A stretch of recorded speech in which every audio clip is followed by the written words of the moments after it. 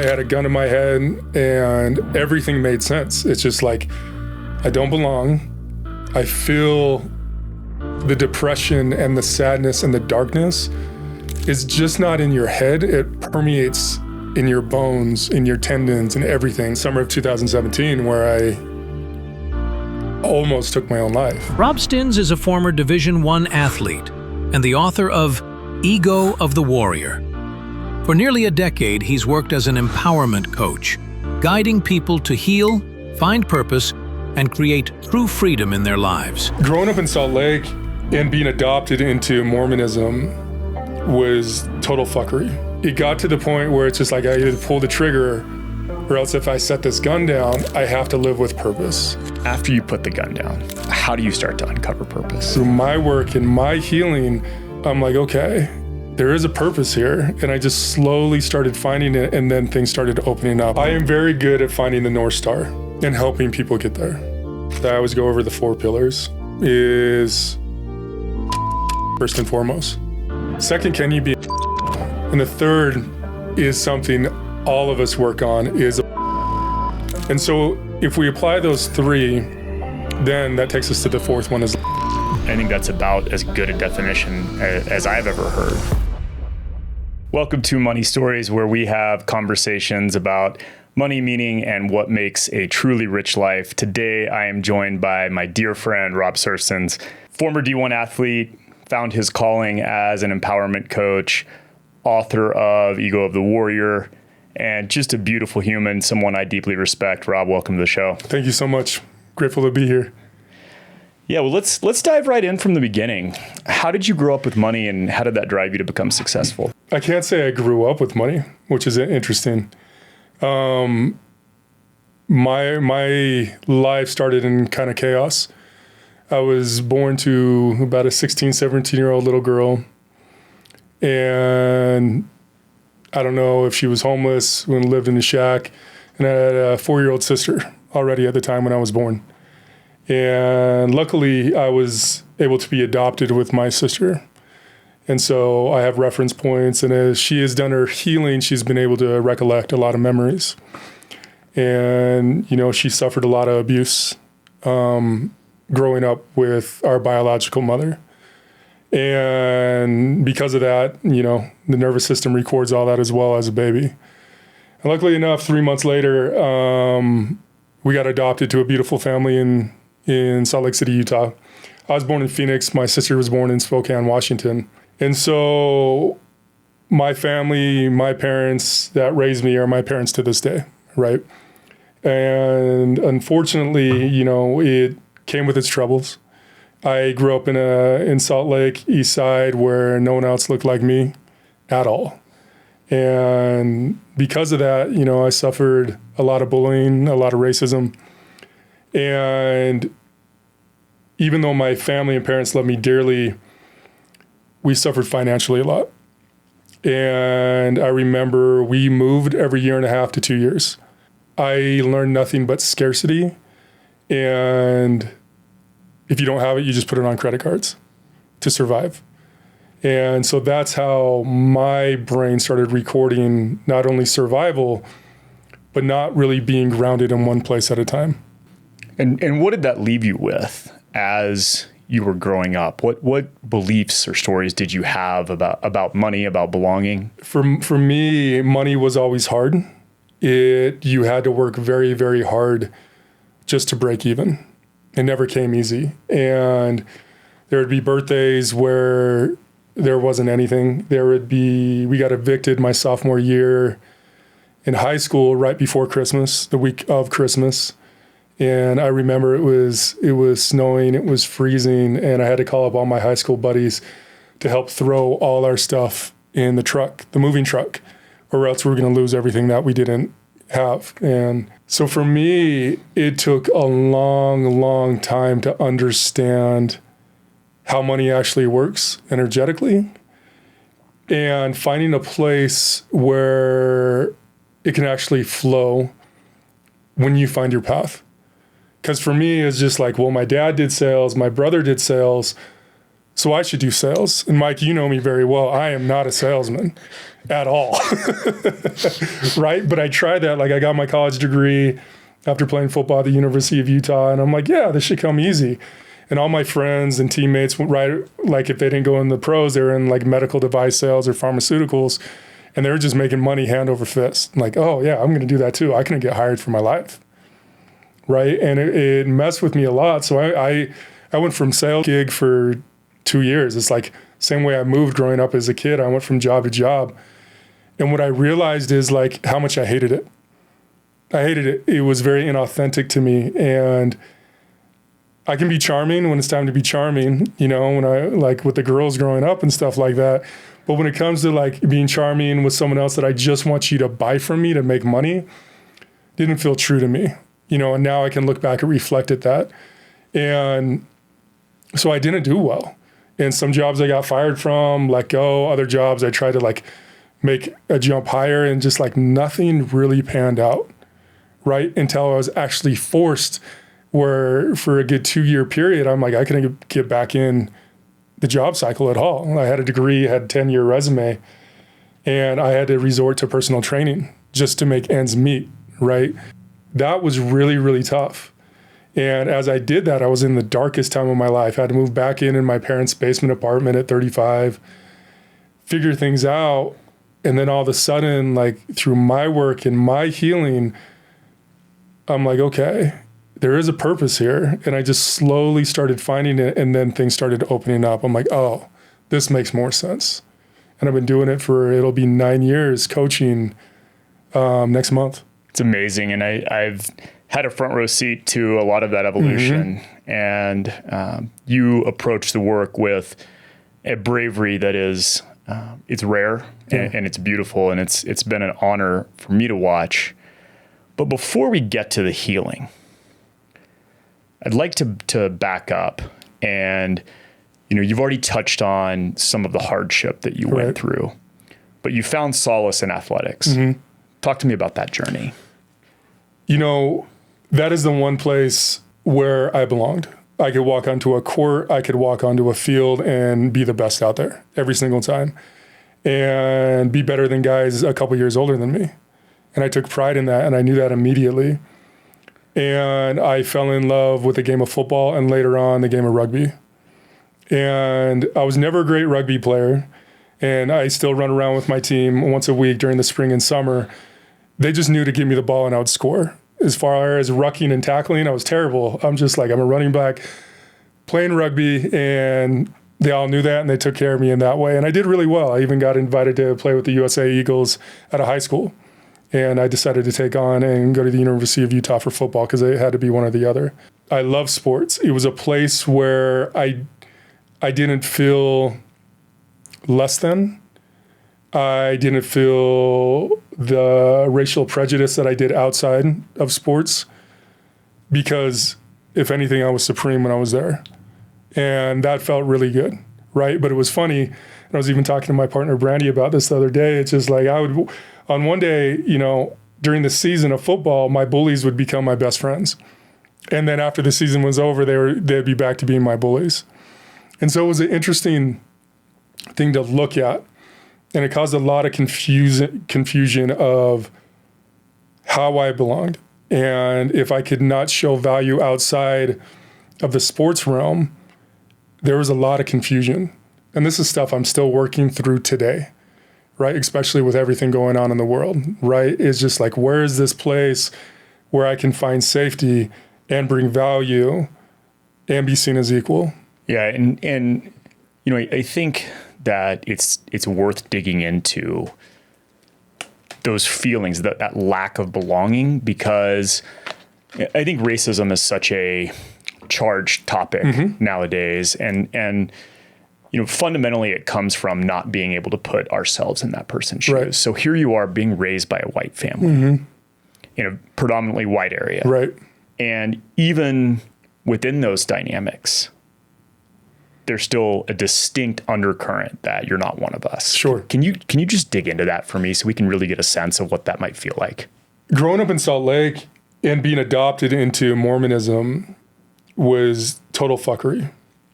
because you're being taught things that blacks are less than. You're being taught that blacks are, stained with the sin of Cain, murdering Abel, like all these different things. And I could go deep in the doctrine, but the point of the matter is, so already I had this place where I'm just like, I don't know where I fit in. I'm trying to believe this thing that I'm being taught, and I'm still being told and cemented in that I was bad before this life existence, right? I'm being told this all the time, and being treated and dealt with the most racism and bullying from people within the church. So nothing ever really computed. It never made sense. It just caused more confusion. And unfortunately, it caused a lot of self-hate within me, right? And I started creating the stories, I'm less than, I'm not good enough, which did play into my money, right? I'm like, I'm not good enough. I'm not worthy enough. God sees me as less than. And so I'll never be able to obtain the success of which I dream. And so for me, it's just like, it's football or nothing. It's football or nothing. And I did really well in high school. I was the number 2 running back behind, I believe it was Fahu Tahi, who went on to BYU and then the Minnesota Vikings, right? And I got a full ride scholarship, University of Utah. And going in that freshman year, I was driving home at 2:00 at night from my best friend's house, and I got T-boned at an intersection by a police officer going to assist another police officer at a robbery. He T-boned me at 80 miles an hour, blew out my back. If it was 6 more inches to the left, I would have died. For some reason, I was able to crawl out, and, but what it caused is me to be that player that went from being able to play through hurt and injury to being injured all the time, right? If I stepped the wrong way, if I slept the wrong way, I couldn't walk, I couldn't run. And so I dealt with that the first couple of years at the University of Utah until reluctantly I had to walk away. I'm like, I just can't do this anymore. And if I knew how to train better rather than having, our strength coaches just put all the weight on for squats and cleans and everyone's blowing out their back or something like that, to the way I know how to train now would have been a different story, right? And so that, it just continued on the confusion, like, okay, now that's not working. Now football's off the table, now what? And then I went into like 10, 15 years of just like jumping around the workforce, sales force, trying to find something that matched, and nothing did. Yeah, I mean, what I'm hearing is the devastation of the one place you could find value repeatedly. Right. Being taken away. Right. What is the headspace like going through that? Well, for me, it led to the summer of 2017, where I almost took my own life, right? I had a gun in my head and everything made sense. It's just like, I don't belong. I feel the depression and the sadness and the darkness is just not in your head. It permeates in your bones, in your tendons, and everything. You can't sleep. You're so exhausted all the time because it's just like nothing makes sense, right? And it got to the point where it's just like I either pull the trigger, or else if I set this gun down, I have to live with purpose. I have to find a modality of healing outside of religion that actually caters to me and what I'm needing, right? And I don't know why I didn't do it. Like, I still look back, having the gun in my head, to the temple, finger on the trigger, and I just set it down. I'm just like, okay, let's rethink this. And I remember driving away home because I was in a parking lot that I go to overlook the Salt Lake Valley. And I remember driving home. It's just like, all right, Rob, like, this isn't something we're going to go back and forth with. Like, you put the gun down, you put the gun down forever. And so I called up my best friend the following day. He had no idea. No one had any idea where I was. Like, they knew I was having a hard time. Money was struggling. They had no idea where I was. And we went to lunch. He was very upset, as he should be. He pulled up his car next to mine. I gave him my gun, and I haven't seen it since, right? And so it was more of the process of like, okay, if I put the gun down, I'm putting the gun down forever. And then it's just like, okay, let's find out what works. And then that led to plant medicine, that led to healing, that led to different communities, right? Of people that I never thought I was going to be friends with. Like, who would have known, like, you and I would have connected in such a brotherly level, right? Which I'm so grateful for. And so that's kind of the headspace that it took me to.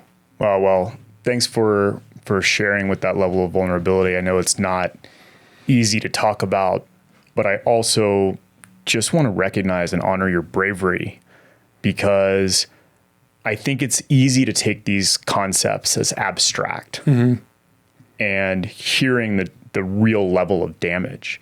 And what strikes me is that, it's compounded for you, because at least, a black man raised with a black family has his community. Right. You didn't even have that. Nope. And that was, and that's something I'm still working on with my own therapist.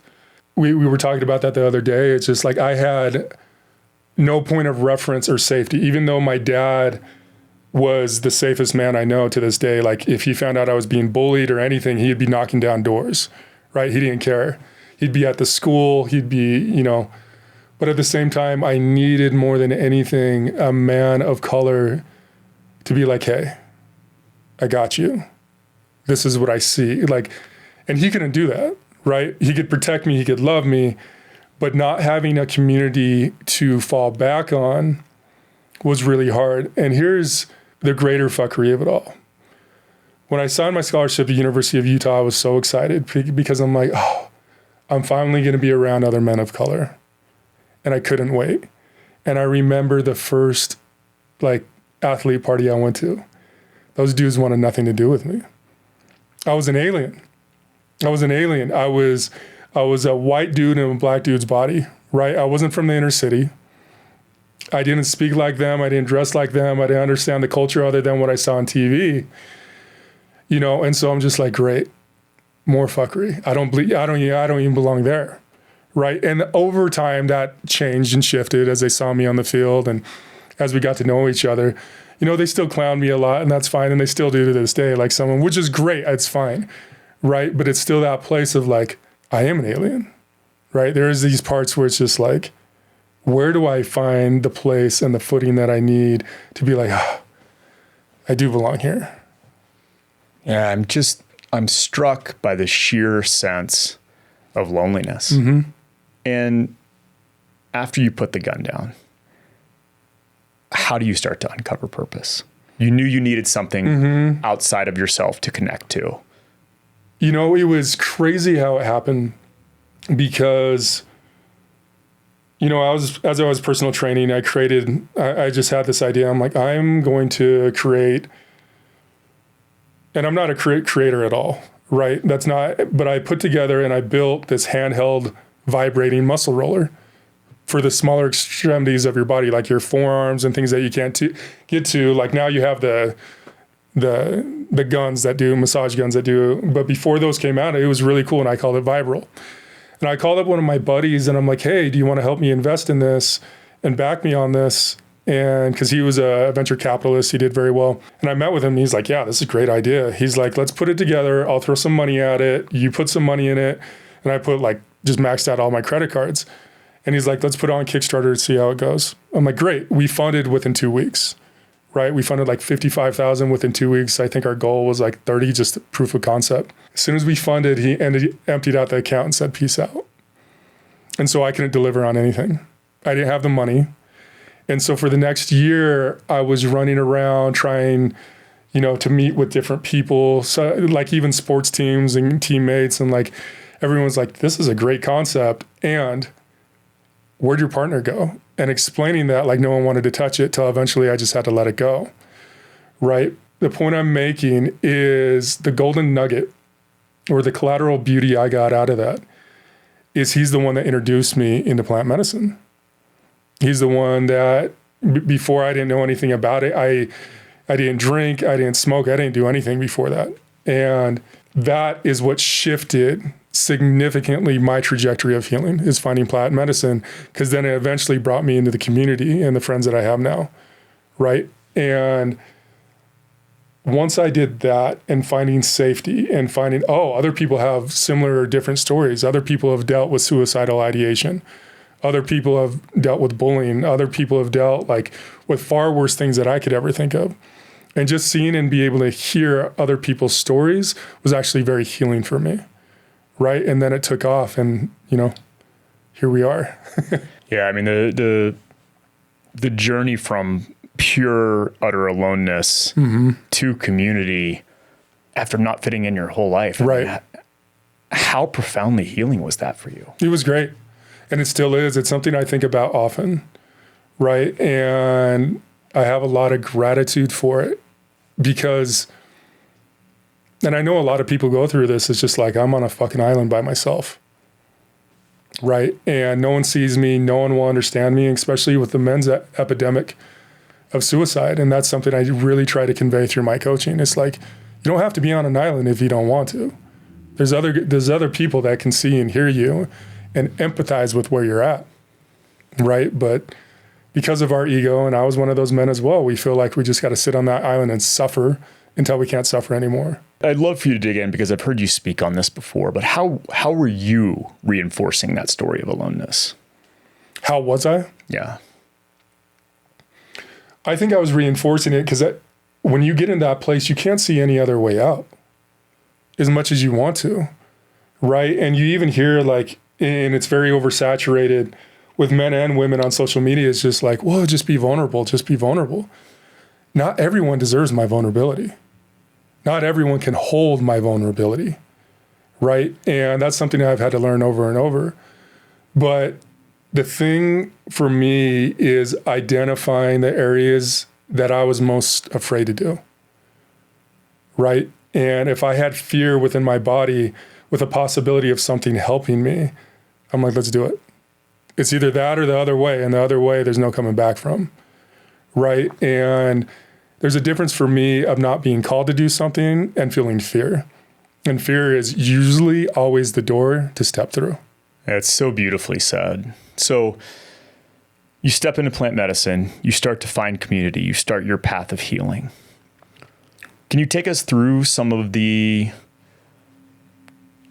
patterns and beliefs that you started to unwind on that journey? Well, the first one is definitely loneliness, like I'm alone on an island.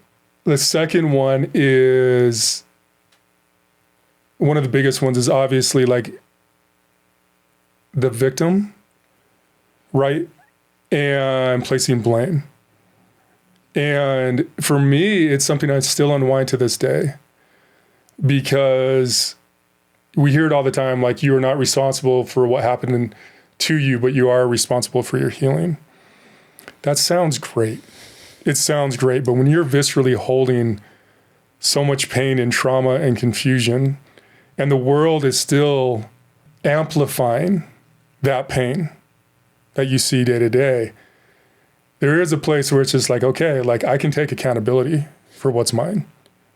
And there's still all this negative energy that I'm seeing and that I'm feeling going on in my world, right? And so that was the other thing. The next one, which I believe everyone, it's just not men, but the ability to ask for help. I am not good right now. I actually need some support, right?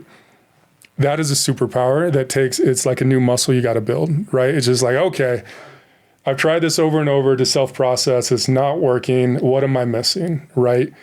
And I have luckily created a lot of beautiful people around me that can be like, boom, boom, boom, boom, boom. Great. Awesome. Right. And so when you ask for help, because you can't see what you can't see, which is obviously what we call them blind spots, and so those are probably the top three things right now that have helped the most. And you step in this community, you start your healing, but the money stuff is still there. Mm-hmm. So how do you start to uncover purpose and repattern that relationship with money? For me, it was a slow evolution of re-identifying my value outside of football. And once I saw that, hey, I'm actually very good at this thing over here. And then over years and time, because the first couple of years, it's just like, I'll take anyone that wants to work with me, right? And get you into trouble because you're taking in people that are unsafe, that are way above my pay grade, which and then, but what I realized is the more you align with yourself, the more you call in people that are more aligned with you. Like they're exactly formatted in a way for what I can coach and teach, right? And they're open to it, right? And now, 9 years later, my clientele, it's just like people I love. It's like we show up, we go to work, there's no bullshit. And it's just like, that's purpose for me, right? And seeing people hit all these different metrics day in and day out.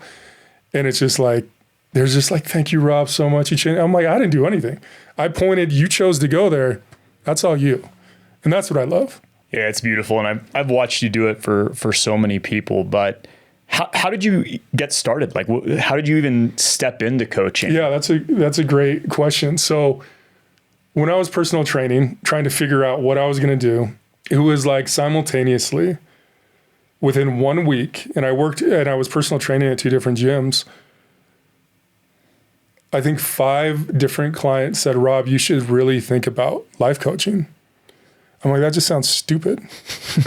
I'm like, a life coach sounds stupid. Like, I hated all of it. And a couple of them like pulled me to the side, like, Rob, like, not only have you helped me physically, but you've helped me in a way mentally and emotionally in a way that I've never been helped before. And I didn't even realize I was doing it, right? And so it's just like, okay. So I thought about it. I knew I hated personal training. It's not what I wanted to do. It was just to get by. So I actually transferred a few of my clients into life coaching clients, kind of as guinea pigs, right? And then slowly it just evolved from there. What was, because I went through the same thing. I mean, life coaching is a total dirty word. Mm-hmm. I mean, because there's a lot of charlatans out there, right? Tons. What were the conversations you were having with these personal training clients that led them to ask for your help? What I realize is when you're such in an intimate space, whether it's personal training, Brandy works with in the beauty, people just feel safe. And so they open up immediately, right? And they just want to share with you because they're already being vulnerable doing what they're doing, like when I'm physically pushing them with their body, right? And the feedback I got is just, you're helping me in so many more ways than one. And that's eventually how it evolved into. Yeah, so people would just open up, and because you were on your own healing journey, you knew how to help them navigate that a little bit. But that's something I've always been very good at. It's not something I just picked up. Like I remember talking to bosses when I was in corporate America and other people, and I automatically, people just always had to open up to me in that way. And I've always been able to support them and usually see the thing immediately. Right. And even with my friendships growing up, and family, is like, okay, I need to go to Rob. Right. And one thing that was interesting, Oprah Winfrey said something that hit me years ago as I was starting this journey. And she was talking about, someone asked about purpose and making money. And she talked about pay attention to something you're really good at already. Right. And I know not everybody can identify that immediately, but for me, it was just like, yeah, that's what I'm really good at. So I didn't go on, I looked on, do I need to get certified? Do I need to go to Tony Robbins? And then I looked at Tony Robbins. I'm like, nope, I'm not doing that. And, so I looked at other things and I'm just like, no, I'm just going to create this. And I'm going to let my intuition take me and see what I'm good at and also be very aware and accountable of where I'm not, right? Like, hey, that's not me. Let me send you over here. Right. And so that was a big part of where I'm at now. Yeah. I wish there was an easy, happy ending to tell here that you decided to be a life coach and all of a sudden the money starts rolling in. Yeah. But it took a while. Let's see. It wasn't until maybe 2 years ago. 2 years ago, honestly. And I don't push my social media anymore. It's not a thing. I started to gain a lot of resentment towards it because I realized, like you said, there's a lot of charlatans out there, right? And a lot of people that do great at social media that are terrible human beings behind closed doors. Integrity is a big piece for me, and accountability. And if you're not aligned with those things, I don't feel like you should be doing this work. And people are going to do it no matter what, right? You see coaches popping up everywhere. It sounds cool. It looks cool. Your own freedom. But for me, it's just like, if you're not doing your own work, you're actually doing your clients a disservice, right? And in no way am I perfect. I have my shit. I have my blind spots. But what I know is I'm consistent with the work that I'm doing. Yeah, I love that. And as you started to develop your process, you started to attract better and more aligned clients. Mm-hmm. What limiting beliefs or ideas around money did you have to actually heal for yourself before the money could start coming in? For me, what has really helped me is you hear a lot of people talk about, positive mantras every day, write them in your bathroom mirror. And for me, that never worked. And if it works for some people, great. When I was really even outside of the money and just stepping out of self-hate, I started with what if statements for myself. What if I could love myself, right? What if I could be good enough? What if I could start to value myself up here? And just playing off, rather than just a huge contrast of I hate myself to I love myself, for me, it helped connect the bridge of just starting and playing with the what ifs. It's very nuanced, right? And that's how I started to heal those places. And then as I healed, for me, it's the more I heal, the more wisdom I obtain. And it's just like downloads. And yeah, I do research, I read books, but I do feel like a deeper connection comes with source, comes with God, whatever your beliefs are, the more you heal. And that is what has brought more alignment into me, and realizing, not only what if, it's now of what makes sense. What does wealth mean to you now? So wealth for me has changed significantly from when I was young to even when I started this. Because as you have, and as you do, I've had a lot of very successful clients, right? Millionaires, billionaires, all of it. And not all of them were wealthy. They had the houses, they had the perfect family on social media. But what I realize is with money, a lot of money can come with a huge cost. And for me, for some of these guys, it was a loss of freedom. They were dictated by the money.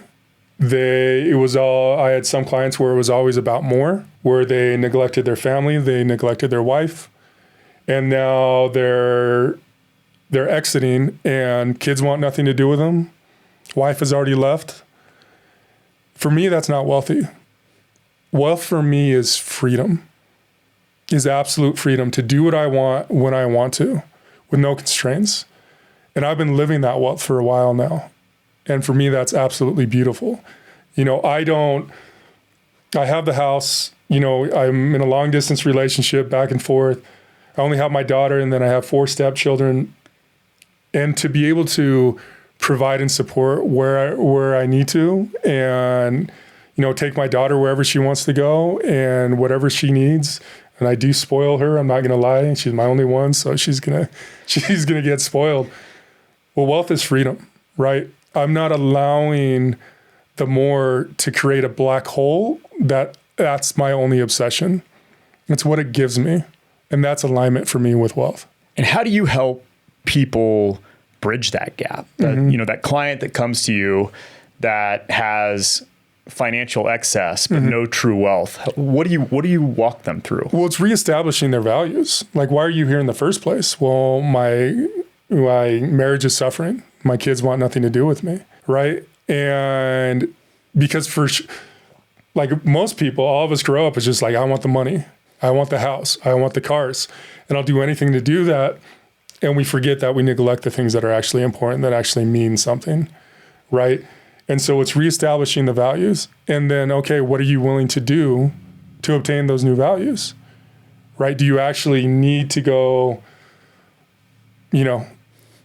be working 80 hours a week, missing your kids' sports? Is that something that's actually a need, or is that just a habit or old pattern that needs to be broken? yeah, I could actually look at that, right? And it obviously goes a lot deeper, and there's usually so much trauma connected to that, and trauma creates a lot of success, as we all know as well. And so for me, it's just like repatterning and seeing what exactly they do want to call in and what they're willing to do to get there. And that second part is so powerful, right? Because a lot of people will give lip service to what they say they want. Right. But they're not willing to do the hard work to actually make the change. How do you think about that, and how do you help clients actually connect with doing the work? Well, a lot has to come with accountability, right? If you're going to invest in yourself working with me, you're also going to get all of me, right? I am very loving. I'm never an asshole, but you know me, I can be very, very direct, right? And if you're not going to be accountable, don't waste my time. And that's something I'll say to them in our consultation, right? If you cannot handle, if your ego's so big because everyone around you has loved you, has praised you for the success you have, but then you're coming to me because you want to shift some patterns, let's do it, right? And so that's how it goes too. And I've now, since I've been aligned with myself and who I call in and who I am willing to say no to, I don't have that problem at all. It's guys that are hungry. It's like, okay, I see it. I've been looking at your page for 6 months now. I know I need to do it. I'm finally doing it. Let's go. And I'm like, all right, let's go. Yeah, it's amazing how that happens. And that maps to my own experience is the more I am aligned with my values. Right. And by the way, waking up in alignment to your values isn't always a rose garden. It doesn't mean every day is filled with bliss and joy. Right. But there's a steadfastness that comes where, an analogy I like to use is the rock and the sea. Some days the waves are big, some days the waves are small. The rock doesn't wish for the waves to be any different. Right. How do you help people cultivate that? Well, I think getting very grounded for yourself is something that I know you've seen as well, is a deeper connection to your body. There's so many people, and when I say for yourself, like clients that you've worked with, there's so many people that are disconnected from their body, right? That have overrun it, don't pay attention to it. And when you can allow yourself to start feeling, though, either that pain, that fear, that sadness, whatever that may be, that's how you start to ground, right? But if you're just overrunning it and bulldozing it all the time, it's going to be very hard not to get to that place that you need to. And I know you can help others so well with this because this is the path that you walked. What was it like for you to connect with your body? So I've always been connected with my body. I've felt everything. And because I had to grow up in survival, right? Am I safe here? Am I going to get jumped here? Like, what does this look like? And when I stepped into spiritual work, I'm like, yeah, this is my superpower. I'm very empathetic. I can feel everything. And then the more I learn, I'm like, no, it's a trauma response. I'm like, damn, it's a trauma response, right? And so getting to the place of understanding what it is and honing it in was really important, because what I realized as a child and even in adolescence until I grew up and started in this work, I felt everything from everybody all the time. Whether it was stress from my mom, anger from my dad, people I hung out with, like walk into a room, I just feel everything. And I still do. The only difference is like I can now decipher what is mine and what is not, right? And that's been very, very helpful. And in turn, I'm very much introverted, right? Some people are very good at like putting the bubble over themselves and not feeling it. Wherever I go, I feel it all. And so if I go to a place like a stadium or a concert, like I'm donezo for a week, right? So, but it's identifying a big part of what's mine and what's not. And as we go down that path of identifying what's ours and what's not, the next step there is letting go of judgment, letting go of the beliefs that we imagine other people have about us. How has that been for you, and what does that look like? I think that's a great question, and it's something I'm still navigating. Growing up, I was always told how I needed to be, right? And as I got older and as I got bigger, I would always be told how scary and intimidating I am. And I still get told this to this day, right? And so I'm like, oh, okay, do I need to lessen myself? Do I need to be more bubbly, even though I'm not a bubbly person? Like, what can I do to make other people feel more safe? And even like when I go out in social settings, I'm not a big talker, right? And people either think I'm arrogant or I'm judgy or I'm just an asshole, right? Which is all fair to judge me by. And then people get to know me, they're like, oh, you're none of that. I'm like, no, I'm not. I'm not. And so I think for men of color, we're being told stereotypes all the time of how we're supposed to be to make other people feel safe. I'm just not doing that, right? I am by no means an unsafe person, right? I am actually a very safe man that I take pride in, right? But I don't have to prove that to anyone else because of your insecurities, if that makes sense. It makes total sense, and it's a beautiful place to arrive at. But I know it takes a commitment, and really it starts with self-love, right? If you have been told your entire life, I need you to be different for my preference, for my safety, it's really hard to start saying, okay, what is it I actually want? Right. How do you even start that process? Of getting to a place of self-acceptance, right? I know what I am and I know what I'm not, right? I'm not going to be the guy that walks into the house and greets everyone, wants to talk to you, wants to know how your day is. Like, I hate small talk more than anything in the world, you know? And so if we're going to talk, let's talk about something meaningful, right? But for me, it's like, as I went from self-hate and I started bridging everything with a what if, a lot of that is like, okay, this is how I see myself. Where can I improve, right? And where are places within me that I'm just good being me, where I don't feel like I need to morph into something else, right? And so it's been something I've had to untether for a very, very long time. You know, and there's even conversations with my partner. She's like, hey, when we go out to dinner with another couple you actually have to talk. I'm like, oh, am I not talking? She's like, no. I'm like, okay, I'll do better. Like when I get together with you and Claire, we can banter and have fun all time. But it's just like with new people, it is a blind spot, right? I can talk a little bit more and share a little bit more of who I am and actually ask questions, right? And act like I want to be there. That's something I can improve on, right? But other circumstances, like I'm not going to play smaller so you don't feel intimidated. I'm not going to do that. Well, and in some ways, holding that line, right, allows people who are ready to receive you to get to know you at a deeper level and then receive all of this beautiful safety and strength and see you for who you are rather than who they need you to be. It's actually sort of a filtering mechanism. Yep, 100%. Yeah. And watching you own that and unapologetically be you has been something that's been very inspiring to me, because what strikes me is the very thing, right? The way you grew up being told that you don't belong. What I see is a man who belongs with himself. Yep. Yeah. Thank you. It's taken a long time to get here. Yeah. What's sort of the underpinning of your coaching philosophy? Why would someone work with you? What do you help people with? I'd love to kind of dive into your world a bit. That's a great question.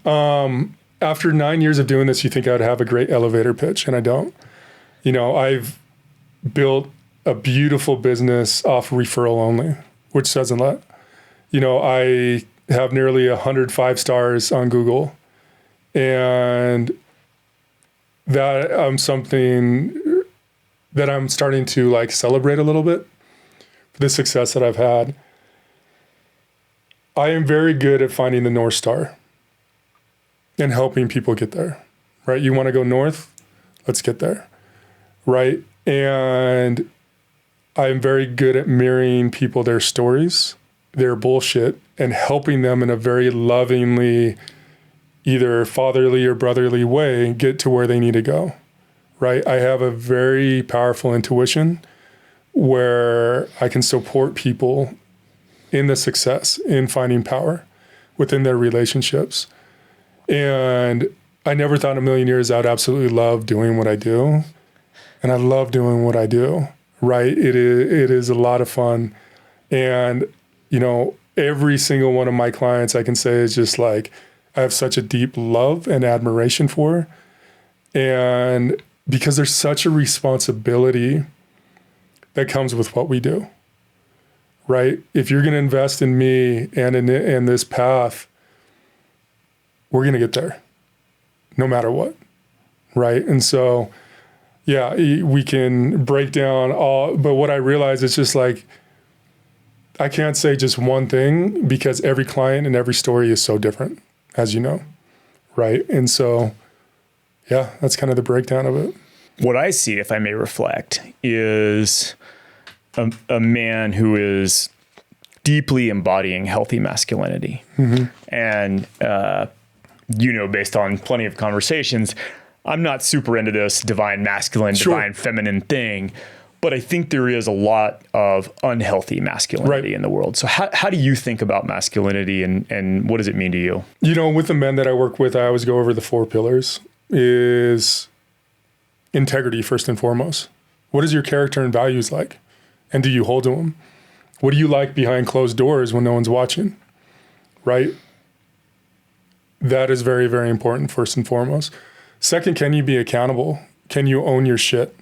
Right? Like, hey, I messed up. I apologize. I'm going to do better. And you do better. And the third is something all of us work on is emotional safety, right?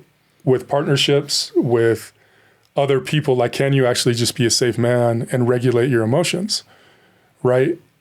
And that is, I think I'd say the majority of men are physically safe, right?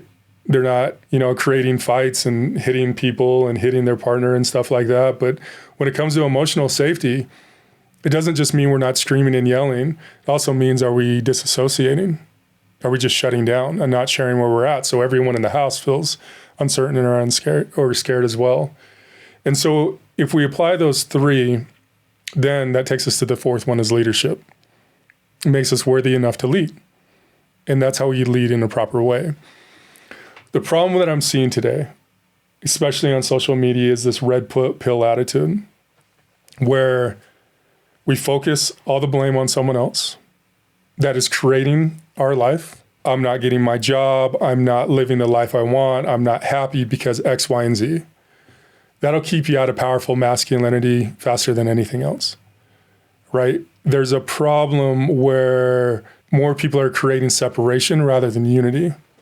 And separation just creates more chaos, more anger, more confusion.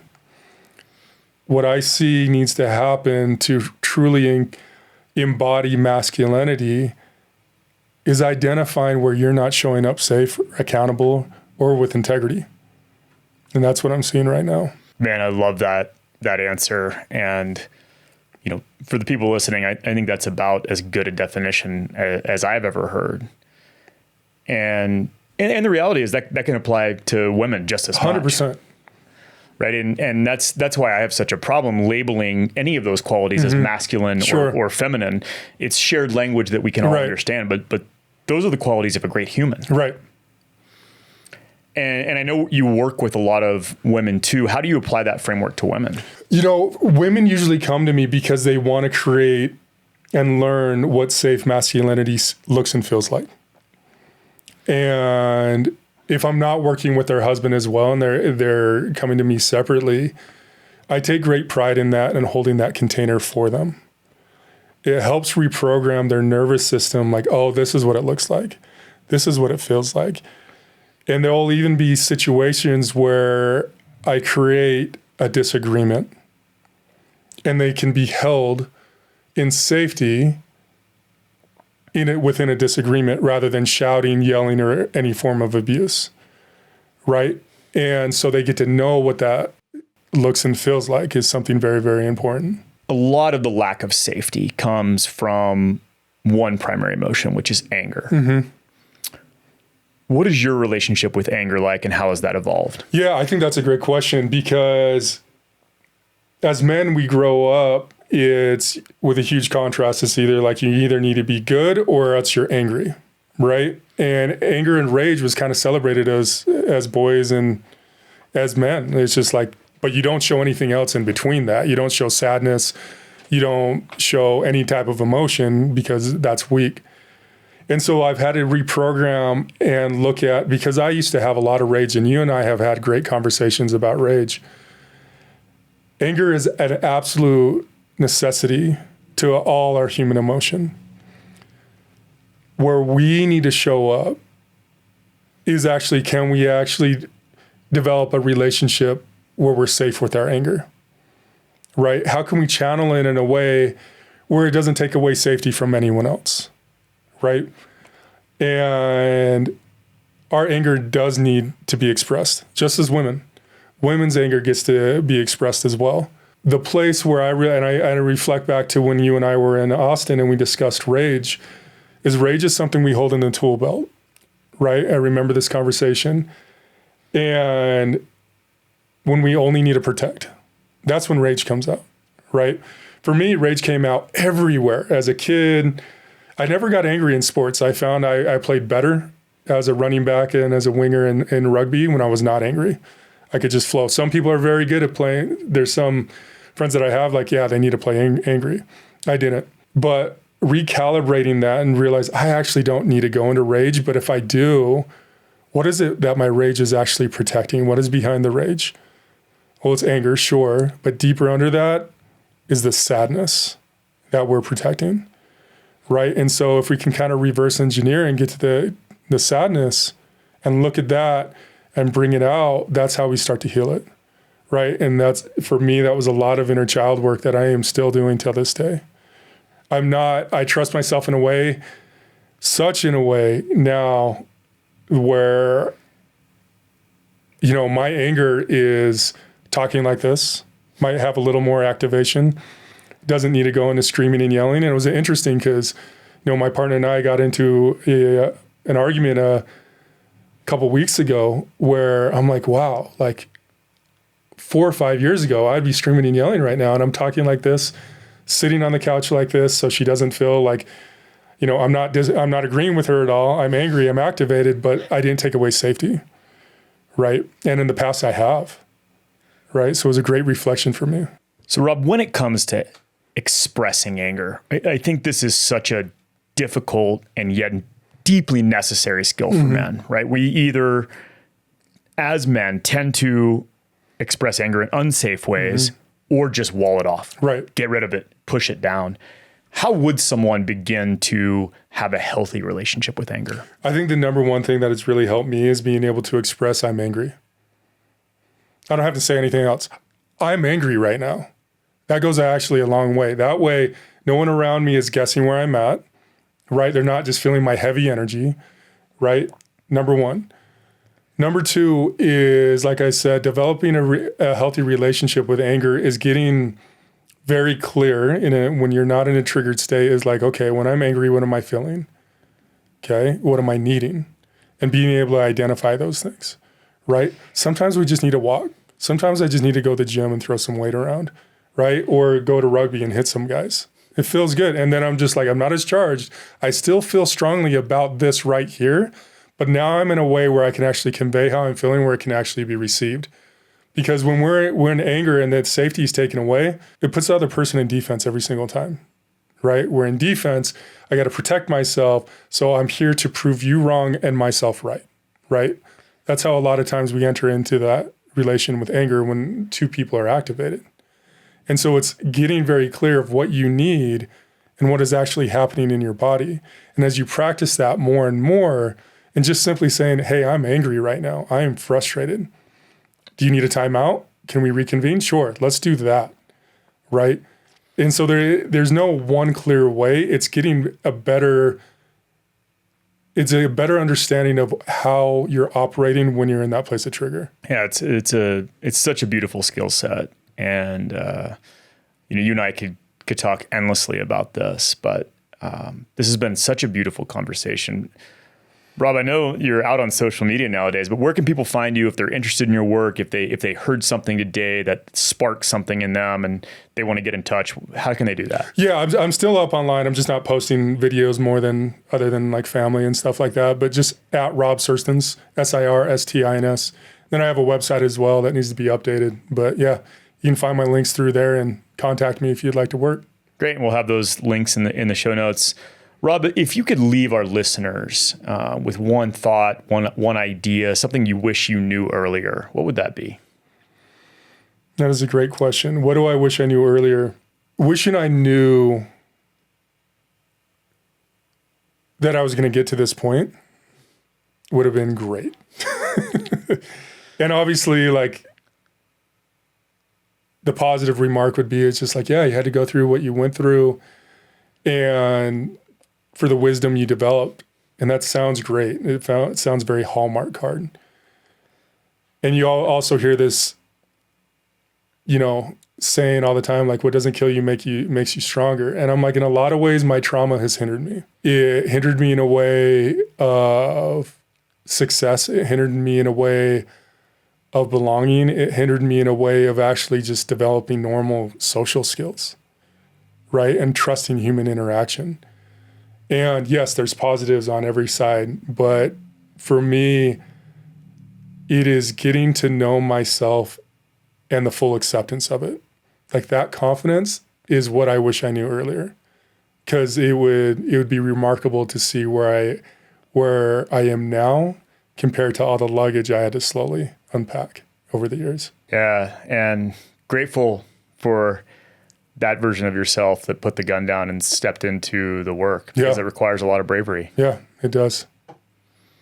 Rob, what a beautiful story. What a beautiful journey. Thank you for being here. I deeply appreciate you, my friend. Absolutely. Grateful to be here. Love you dearly. Yeah, same. Cheers.